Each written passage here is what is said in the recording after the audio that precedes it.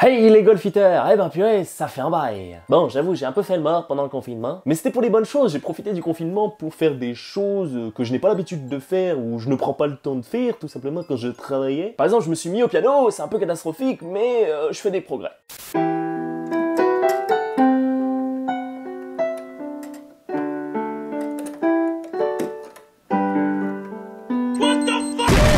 Et également, pendant cette période de confinement, j'ai profité pour créer ma première formation en ligne spécialisée dans le golf. Bon, je vous en dirai plus dans une prochaine vidéo parce que pour le moment, je suis un peu encore en mode construction, mais vous inquiétez pas, ça arrive. Alors dans cette vidéo, j'avais envie de vous montrer comment je faisais pour tracer mes balles sur les vlogs. Parce que c'est vrai que quand je sors un vlog, il y a toujours quelqu'un pour me dire c'est super sympa tes vlogs, comment tu fais pour tracer tes balles ?» Du coup, pour répondre à cette question, ma foi, récurrente, eh ben, je vous propose un tutoriel pour vous proposer de tracer les balles comme moi.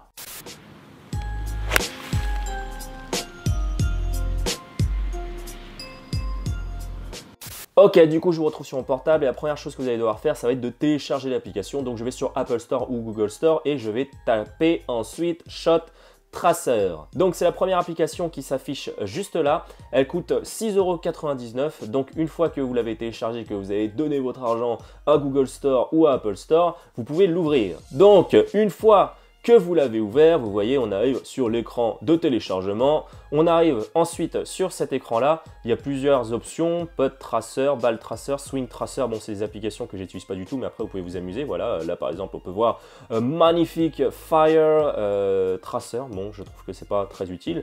Mais du coup, nous, ce qui nous intéresse, c'est le traçage de la balle comme on voit sur la vidéo. Donc, ce qu'il faut faire, tout simplement, c'est de cliquer sur Shot Tracer. On vous propose soit d'enregistrer la vidéo en direct avec Record Vidéo ou d'importer une vidéo. Là, du coup, pour l'exemple, vu que je ne vais pas recorder de vidéo, je vais forcément importer une vidéo. Donc, je clique sur Importer une vidéo. Ensuite, vous arrivez sur la liste des albums que vous avez dû créer. Moi, je vais aller sur mon caméra roll, c'est-à-dire l'endroit où il y a toutes mes photos. Du coup, vous arrivez dans votre feed de vidéo et là, il faut juste sélectionner la vidéo que vous voulez shot tracer. Donc, moi, je vais sélectionner cette vidéo-là. Et là, vous voyez déjà que l'application met le frame sur l'impact de la balle. Vous pouvez le traficoter en appuyant sur les flèches à droite et à gauche, mais vous voyez que là, on peut avoir le swing image par image. La première image que vous allez devoir faire, ça va être le swing au moment où votre club arrive sur la balle. Dès que vous êtes à ce moment-là, il faut juste appuyer sur Next. Et à ce moment-là, soit vous choisissez l'endroit du point de chute de la balle avec votre doigt, vous appuyez où vous voulez.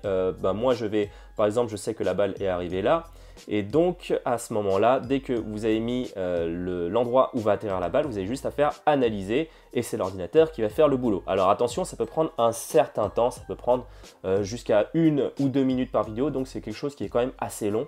C'est pour ça que c'est super chiant quand on vlog le shot tracer, parce qu'il faut que vous fassiez ça à chaque vidéo, à chaque shot, il faut que vous fassiez cette manipulation de tracer le shot et en plus ça marche pas à 100% et on va voir comment on va faire si la capture de la balle et du tracé n'est pas exact. Du coup voilà, une fois que c'est fini, vous voyez qu'on a un magnifique petit trait. Alors le trait, on peut le configurer comme on veut. Par exemple là, si je veux un trait qui est plus extendu, vous voyez que j'ai juste à faire ça. Bon, on va rester sur quelque chose de beaucoup plus classique. On peut également trafiquer la hauteur de la balle.